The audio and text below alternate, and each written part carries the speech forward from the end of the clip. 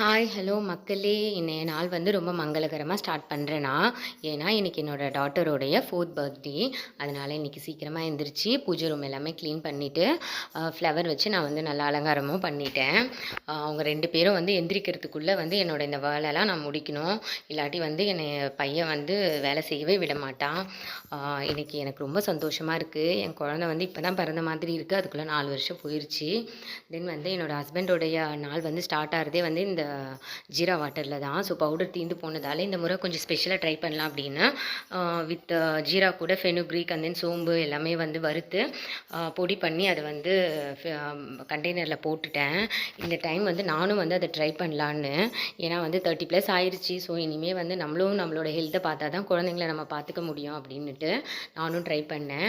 கொஞ்சம் fenugreek add பண்ணியிருக்கிறதால லைட்டாக வந்து கசப்பு தன்மை இருந்துச்சு. அதனால் வந்து ஒரு ஸ்பூன் ஹனியும் நான் எடுத்துக்கிட்டேன். பிகாஸ் வந்து ஹனியும் வந்து